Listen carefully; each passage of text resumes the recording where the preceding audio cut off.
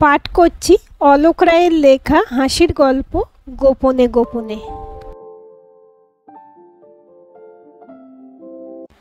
বাস থেকে নামবার সময় পড়ে গিয়ে হাঁটুতে চোট পেয়ে উঠে দাঁড়াতে পারছিল না সে। অনেকে এসে ঘিরে দাঁড়ালো, কিন্তু তাকে ছোবার সাহস পেল না কেউ। পাড়ার লোকজন, মুখ চেনা সকলেই। সমস্যাটা সেখানেই, সেও যে এই পাড়ারই মেয়ে। সবাই তাকে চেনে ধীরু মস্তানের বোন বলে। তার অঙ্গ স্পর্শ করে কে বা বিপদ ডেকে আনবে নিজের মাথায়। আরে এতগুলো লোক ঘিরে দাঁড়িয়ে মজা দেখছেন? বেপাড়ার যে ছেলেটা একই সাথে নেমেছিল বাস থেকে এবং বেশ কিছুটা এগিয়ে গিয়েছিল, সে আবার পিছিয়ে এলো। সবল হাতে টেনে তুলল বিশাখাকে। মানুষের বিপদেও এরা মজা দেখে। ঘৃণা ভরে কথাগুলো সে ছুঁড়ে দিল জনতার উদ্দেশ্যে। নিজে বেশ কিছুটা ঝুঁকে পড়ে বিশাখার ডান হাতটা কাঁধে তুলে নিয়ে বাঁ হাতে তার কোমরটা ধরে দাঁড় করিয়ে সৌরভ জিজ্ঞেস করল, পারবেন হাঁটতে? লাগছে, তবে পারবো। কাছেই ওই গলিটাই থাকি আমি। বিশাখার ব্যথিত মুখের কথাগুলো শুনে সৌরভ বলল, আপনি এইটুকু একটা মানুষ, অনায়াসেই কোলে তুলে নিতে পারি আপনাকে। কিন্তু ওই ভিড়ের লোকগুলো তখন হাজার গল্প রটাবে আপনার নামে। পাড়ার লোক হয়ে ওরা এগিয়ে এলো না কেউ সাহায্য করতে। আশ্চর্য! পাড়ার কেউ হলে আপনিও আমাকে ছুঁতেন না কেন? আপনি কি দুশ্চরিত্রা নাকি? ছি, ভাগ্যিস দাদা এখানে নেই, নইলে আমাকে এই একটা কুকথা বলার অপরাধে এতক্ষণে আপনার মুন্ডুটা রাস্তায় গড়াগড়ি খেত। ঘেন্নাই নয়, আতঙ্কে ওরা স্পর্শ করার সাহস পাচ্ছিল না আমাকে। আমি যে ধীরু মস্তানের বোন। কি আশ্চর্য! তবে তো তোমাকে আর এক পাও হাঁটার কষ্ট দিতে পারি না আমি। বিশাখা হাই হাই করে ওঠার আগেই তাকে পাঁজা কোলা করে তুলে নিল সৌরভ। সুখের আলো জ্বলতে না জ্বলতে দুশ্চিন্তার অন্ধকার ছেয়ে গেল বিশাখার মুখে। কি হাল যে করবে দাদা আপনার! শালা সানাই বাজবে। বাপরে, কি দুর্জয় সাহস লোকটার! ধীরু মস্তানকে শালা বানাবার শখ হলে কিন্তু মন্দ হয় না। তাকে সকল আঘাত থেকে রক্ষা করার ভার দেওয়া যদি যেত এই সবল হাত দুটোকে। মেঘটা মাথার উপর দিয়ে ভেসে যেতে যেতে থমকে দাঁড়িয়ে পড়েছিল নিচের এই নাটক দেখে। বিশাখাকে কোলে তুলে নেবার দৃশ্য দেখে এতই পুলক জাগলো তার অন্তরে যে মেঘ হয়ে আর থাকতে পারল না, জল হয়ে ঝরে পড়ল আকাশের হাততালির মতো শব্দ করে। চোখে মুখে সুশীতল বাড়ি বিন্দুপাতে সুখস্পর্শে সচকিত এবং পুলকিত বিশাখার মুখমণ্ডলের যে আনন্দজনিত আভা বিচ্ছুরিত হচ্ছিল, তার নেশায় কিছু একটা করে ফেলার প্রবল বাসনা জাগা শতই স্বাভাবিক ছিল পুরুষের মনে। সৌরভ তা ব্যক্তও করে ফেলল। তোমার ভিজে মুখখানা যা দেখতে লাগছে, ভীষণ ইচ্ছে করছে একটা চুমু খেতে। আগে ঘরে চলো। ওরে বাবা, এইসব বুদ্ধি খেলছে নাকি লোকটার মাথায়? ধীরু মস্তানের বোনকে চুমু খাবে? এ কে রে বাবা? প্রাণের মায়া কি একটুও নেই এর? যে মেয়েটা দুর্ধর্ষ ধীরু মস্তানের ঘেরাটোপে বেড়ে উঠেছে, একটা প্রেমপত্র পর্যন্ত পায়নি আজও, তাকে সরাসরি চুমুর প্রস্তাব! কি বিপুল আন্দোলনে তোলপাড় হচ্ছে সেই মেয়ের হৃদয়, সৌরভ কি তা অনুমান করতে পারবে? বিশাখার লজ্জা এবং আনন্দ যদি 100 ভাগ হয়, তবে শঙ্কা যে তার 10 গুণ আচ্ছন্ন করে রেখেছে তার মনকে। লোকটার এই কৌতুকপূর্ণ চোখ দুটো বুকে গুলি খেয়ে নিতর হয়ে যাবে কি তাকে আদর করার অপরাধে? এ কেমন ভবিতব্য তার! দাদার স্নেহ প্রশ্রয় সব কিছুকে আজ তার অভিশাপ মনে হচ্ছে। এই লোকটাকে মারবার জন্য পিস্তল তুললে তাকে আগলে সামনে গিয়ে দাঁড়াবে বিশাখা। তাকে মেরে লোকটাকে মারুক দাদা, তারপর পাহারা দেবার দায় থেকে ছুটি পাক দাদা, আর প্রহরায় থাকার অভিশাপ থেকে মুক্তি পাক বোন। এই সময়ে উদ্বেল হয়ে উঠল আষাঢ়ের আনন্দধারা। তবু গতি দ্রুত করল না সৌরভ। কিছু পথ মানুষ চাই অফুরান হোক, নইলে বিশাখার মতো এক তন্নিকে বুকে করে প্রয়োজনে ছুটে যেতে পারত সৌরভ। বিশাখাও কিন্তু তখন একটি বড় বলল না, তাড়াতাড়ি চলো। সম্মিলিত সিক্ততার সুখে আরও কিছুক্ষণ পথে থাক ওরা দুজনে। ভবিষ্যতে এক ভয়ঙ্কর দৃশ্য দেখার আশায় বৃষ্টি মাথায় করে ছুটে গিয়েছিল কয়েকজন। ধীরুদা, ধীরুদা! একজন তোমার বোনকে জড়িয়ে ধরে যেতে যেতে এখন শটান কোলে তুলে নিয়েছে তাকে। চোখে পাকা করমচার রং ধরল রাগে। মুঠো এমন শক্ত হলো যে আঙুলগুলো বুঝি ভাঙে ভাঙে। দুটি মাত্র কথায় ধীরু মস্তান চিনতে চাইল সেই দুর্বৃত্তকে। কে সে? চিনি না, চিনি না, এক্কেবারে অচেনা। তাড়াহুড়োর বাক্যে পঞ্চদূতে লাফাতে লাফাতে জানিয়ে দিল ধীরুদাকে। বাঘ যেতে যেতে পিছনের শেয়ালগুলোর দিকে তাকালো নির্মম তার রাঙা চোখে। বিষ কি কাঁদছে না তো? বোন কাঁদছে শুনে তাদেরই না মেরে বসে দাদা। ধরি মাছ না ছুঁই পানি, এই বৃষ্টিতে কি আলাদা করে চোখের জল চেনা যায় ধীরুদা? আক্রমণ তো আসতই। তোরা 5 জনে কি করছিলি? লোকটার দিকে আবার ঘুরিয়ে দিতে হবে রাগটা। লোকটার যা হাতের গুলি! কেন কেন? লোকটা কি স্যান্ডো গেঞ্জি পরে ঘুরে বেড়াচ্ছে? জামার মধ্যে তার হাতের গুলি দেখলি কি করে তোরা? কথায় কথা বাড়ে, নীরব রইল ধূর্তরা। অজানা সেই গুন্ডারা মুন্ডুপাত করতে খ্যাপা মোষের মতো নিঃশ্বাসে আগুন ছোটাতে ছোটাতে ছুটতে লাগলো বিস্কিট দাদা। দরজার কাছে বিশাখাকে নিজের কাঁধ জড়িয়ে দাঁড়াতে দিয়ে সৌরভ চাবিটা চেয়ে নিয়ে তালাটা খুলে ফেলল। ধরে ধরে বিশাখাকে নিয়ে গিয়ে প্লাস্টিকের একটা চেয়ারে বসিয়ে দিল। দুরু দুরু করছিল বিশাখার বুক। এইবার সেই কাণ্ড করবে না তো লোকটা? লোকটা কিন্তু ধপ করে বসে পড়ল তার পায়ের কাছে। যত্ন করে জুতোটা খুলে দিয়ে পায়ের পাতাটা সামান্য নেড়েচেড়ে অভয় দিল। হাড়গোড় ভাঙেনি কিছু, লিগামেন্টে সামান্য চোট লেগেছে। ভলিনি স্প্রে করে ক্রেপ ব্যান্ডে জড়িয়ে রাখলে কাল সকালের মধ্যে সব ঠিক হয়ে যাবে। কি করছো তুমি? দরম করে দুয়ার খুলে বাঘের গর্জনে জানতে চাইল একজন। দ্বাদশ শৃঙ্গ হরিণের মতো রাজসিকভাবে ঘাড় ঘুরিয়ে অন্যজন জবাব দিল, ডাক্তারি। তুমি ডাক্তার?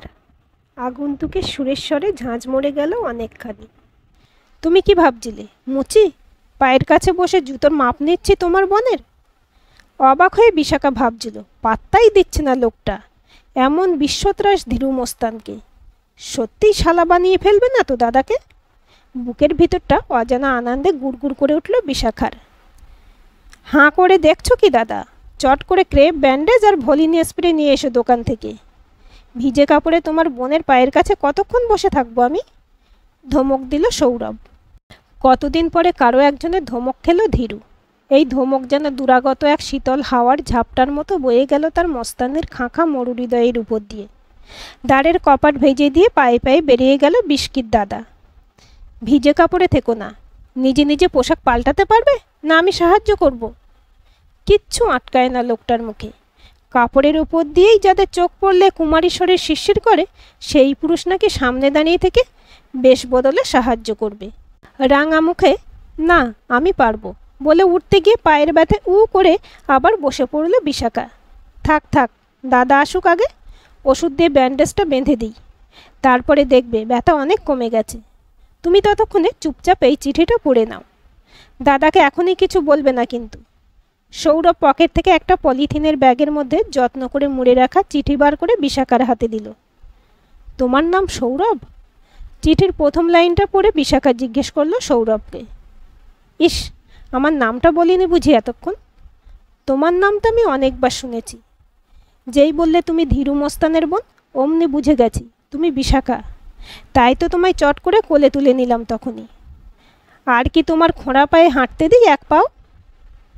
চিঠির প্রথম দুটো লাইন পড়েই অসম্ভব কৌতূহলে চিঠির তলায় চোখ বুলিয়ে বিশাখা বলল, এ তো বাবার চিঠি। তুমি কি বেনারস থেকে আসছো? হ্যাঁ। দাদা আসার আগে তাড়াতাড়ি পড়ে নাও চিঠিটা, নইলে সব মজা মাটি হবে।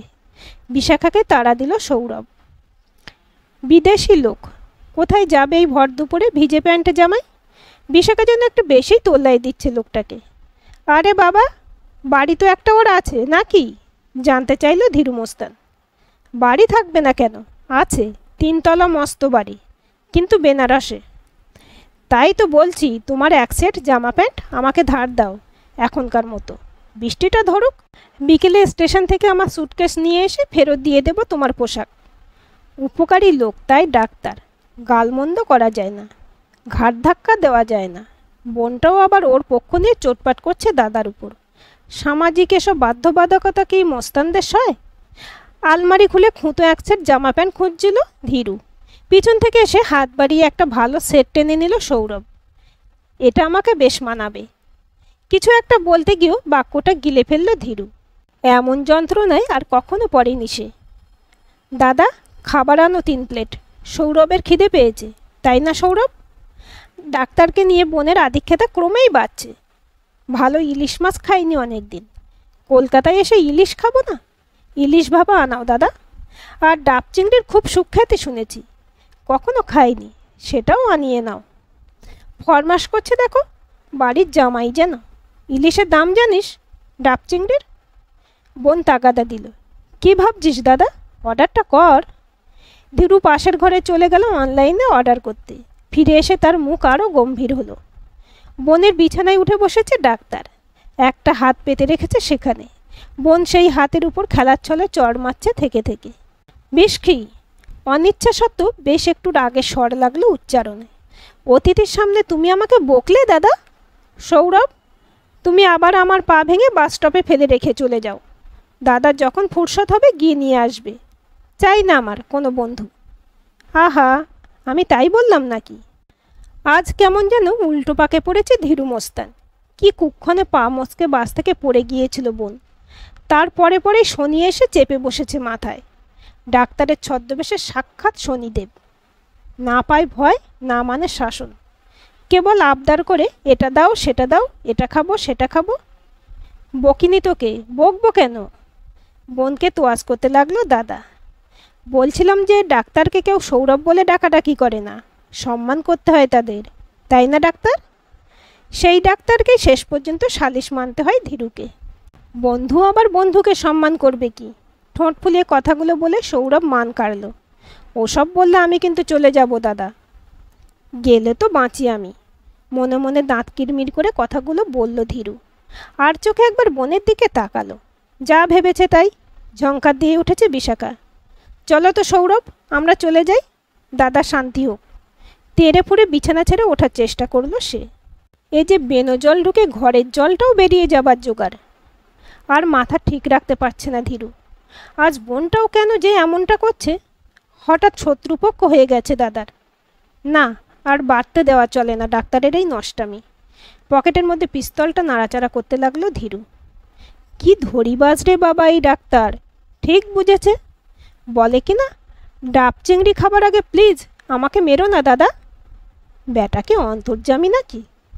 অমনি সতর্ক হয়ে গেল দাদার বিষকি। বায়না ধরল, গুলিগুলো বার করে নিয়ে পিস্তলটা আমার হাতে দে তো দাদা।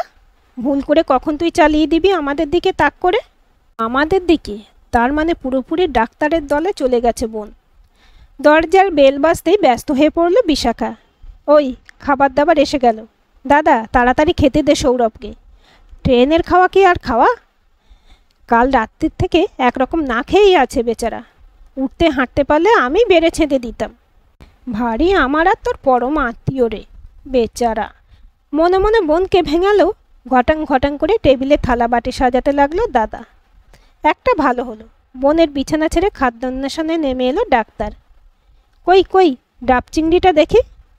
হ্যাঁসকা টান মেরে ধীরু এমনভাবে প্যাকেট থেকে ডাবটা বার করলো, এই বুঝিবা সৌরভের মাথাতেই ছুঁড়ে মারে। তার বন্ধু এদিকে, বিশাখা ওদিকে থেকে কি করে? উৎসাহে উত্তেজনায় নিচে নেমে পায়ে ভর দিয়ে দাঁড়াতেই শব্দে আত্মনাদ করে উঠল সে। কি করছো, কি করছো বলে সৌরভ দৌড়ে এসে বুকে জড়িয়ে ধরল তাকে। বোনের গায়ে গুলি লাগার সম্ভাবনা না থাকলে পিস্তলটা বার করে এই মুহূর্তে ছটা গুলি ডাক্তারের বুকে গেঁথে দিত ধীরু। ঘুচিয়ে দিত শয়তানের ডাব চিংড়ি খাওয়ার আহ্লাদ। যত্ন করে ধরে ধরে বিশাখাকে নিয়ে এসে ডাইনিং টেবিলে চেয়ারে বসিয়ে দিল সৌরভ। সৌরভের হাত ধরে টেনে বিশাখা তাকে বসিয়ে দিল পাশের চেয়ারে। না দেখা শত চেষ্টা সত্ত্বেও আর চোখে সেই দৃশ্য দেখেই ফেলল ধীরু। তার মোস্তানির জীবনে এমন বিড়ম্বনা আগে কখনো ঘটেনি। প্রচণ্ড ঘুষি মেরে মাথাটা যার ফাটিয়ে দিতে ইচ্ছে করছে, হাসি মুখে এখন তাকে ভাপা ইলিশ পরিবেশন করে খাওয়াতে হচ্ছে। এটা ঠিক করনি দাদা, নালিশ জানালো ডাক্তার। একটা মোটে ডাব চিংড়ি? ও আমরা অনেক খেয়েছি, তাই না রে বিশকি? তা হোক, একা আমি খেতে পারবো না। এই বলে সৌরভ কিছুটা চিংড়ি ভেঙে বিশাখার পাতে তুলে দিল। আর বেহায়া মেয়েটা হাসছে দেখো, যেন বরের পাতের মহাপ্রসাদ পেয়েছে। ধীরুর রাগ এবার বোনের দিকেও গড়াচ্ছে। যত কাণ্ডের মূলে তো ওই। বাস থেকে নামতে জানিস না তো বাসে চড়িস কেন? এমন গপ্পে লোক জীবনে দেখেনি ধীরু। ধরে বেঁধে অনেক কষ্টে ডাক্তারকে গেস্ট রুমে পাঠানো গেছে। ফেঁদে বসেছিল তার ভাড়াটে এক মাসিমার গল্প। তার হাতের জাদুতে নাকি কাঁচা কলার খণ্ড মাংসের টুকরো স্বাদ পায়। সেই মাসিমার এক কঠিন অসুখের বর্ণনা করছিল ডাক্তার। কি কোমল প্রাণ হয় মেয়েদের। কোথাকার সেই মাসিমার কষ্টে কেঁদে ভাসাচ্ছিল বিশাখা। তারপরে যখন অসাধ্য সাধন করলো ডাক্তার, বাঁচিয়ে তুলল সেই অর্ধমৃতাকে। তখন কৃতজ্ঞ বিশাখা ঢিপ করে এক প্রণাম করে বসল ডাক্তারকে। হাঁ করে বোনের দিকে তাকিয়ে রইল ধীরু। সে তো জানে না বিশাখা এক রহস্যময় চিঠি পড়ে ফেলেছে। তাই জানে কে সেই ডাক্তারের মাসিমা। রাগ হয়, তক্ষুনি শাস্তি দেয়।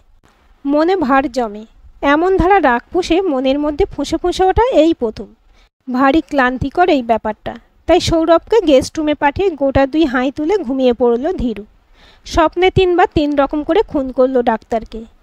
একবার এক বাটির জলে অনেকক্ষণ মাথাটা চুবিয়ে রাখলো ডাক্তারের। একবার ডাক্তারের ঘুমের মধ্যে মুন্ডুতে বালিশ চাপা দিয়ে রাখলো বেশ কিছুক্ষণ। আর শেষবারে মনুমেন্টে চড়িয়ে ধাক্কা মেরে নিচে ফেলে দিল তাকে।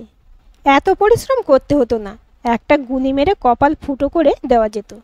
কিন্তু তাতে আওয়াজ হতো বেজায়, ঘুম ভেঙে যেত বোনের। ভারী চেঁচামেচি করতো তখন বিষ্কি। ঠিক যেন এই বাড়িটার উপরেই বাজ পড়ল। কান ফাটানো কি ভয়ঙ্কর আওয়াজ।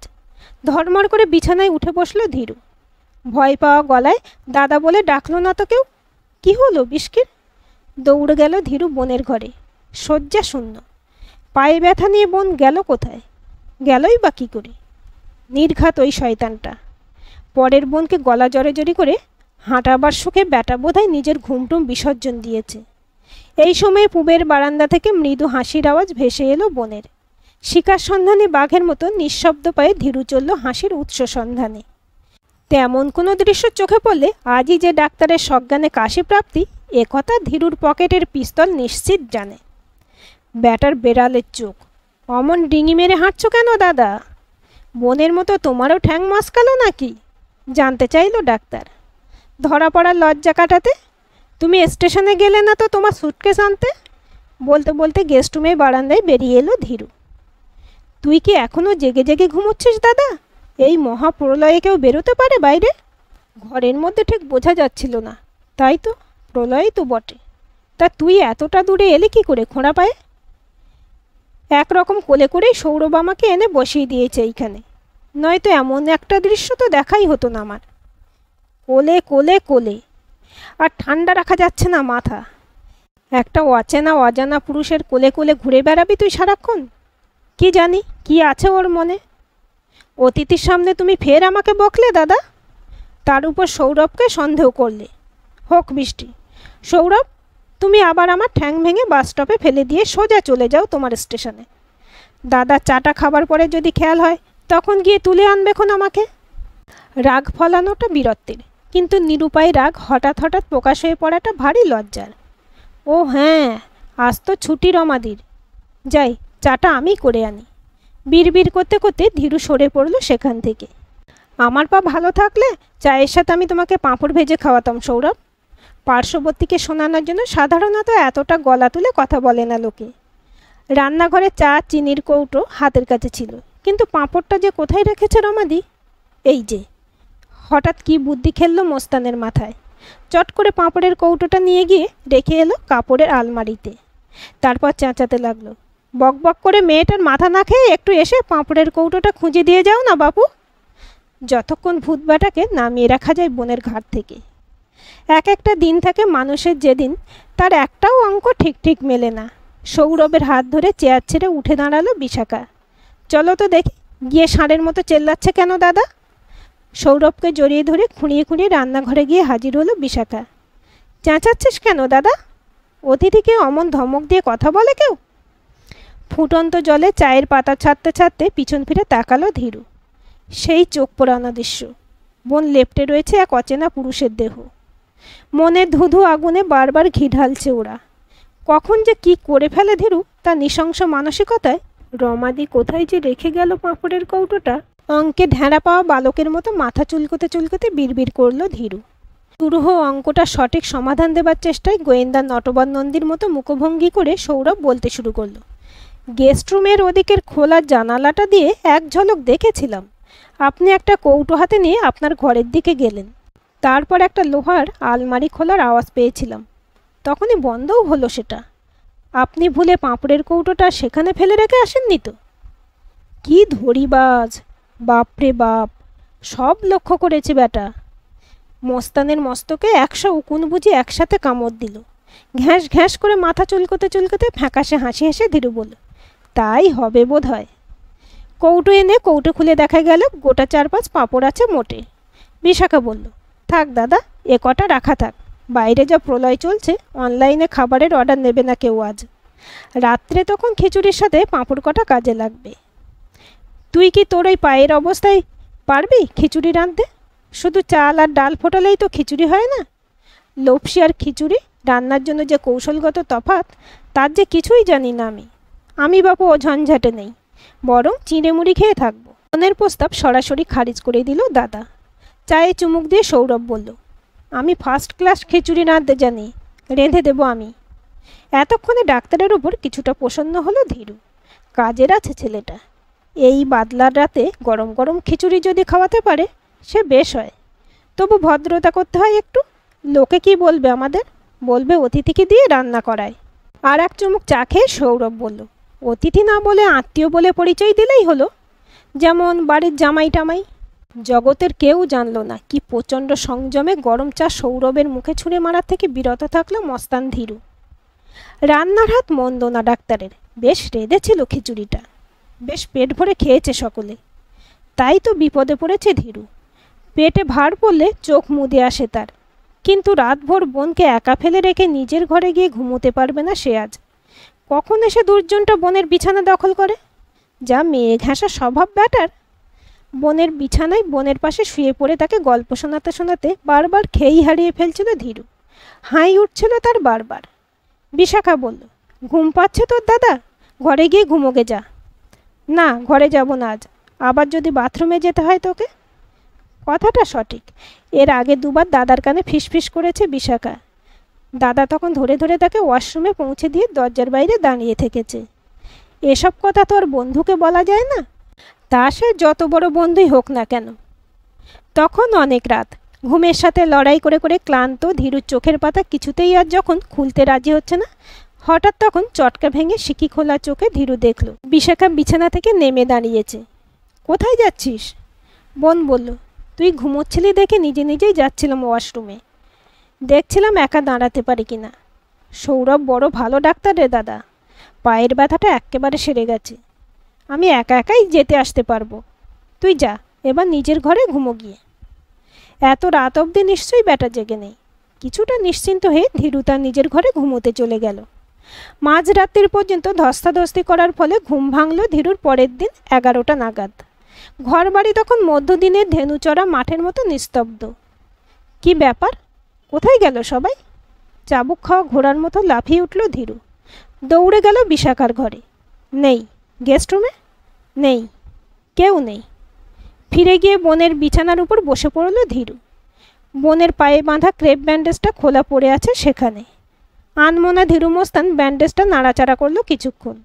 তারপর মোবাইল ফোনে নম্বর মেলালো রমাদির। ঘর দরে পরিচ্ছন্নতা দেখে বোঝা যাচ্ছিল রমাদি এসেছিল সকালে। আমাদের বাড়ি কাল একজন লোক এসেছিল, তাকে তুমি আজ সকালে দেখেছো রমাদি?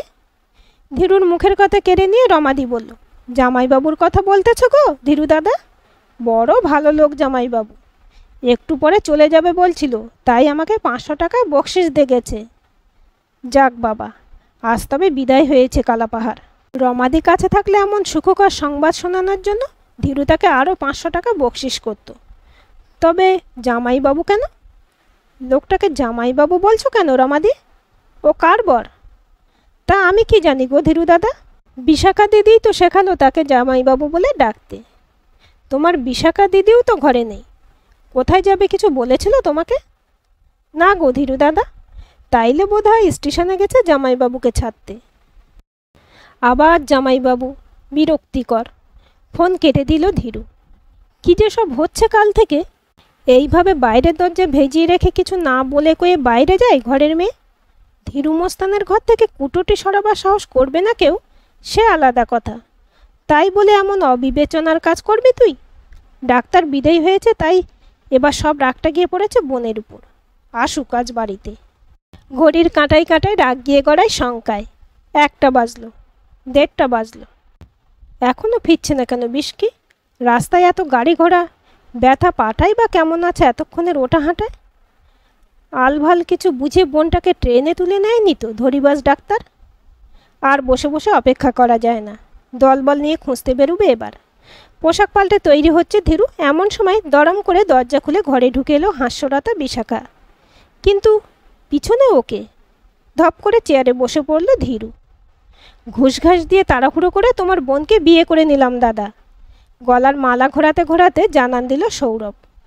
ওকে নিয়ে বিকেলে ট্রেনে বেনারস ফিরে যাব, বৌভাতটা সেখানেই হবে কি না।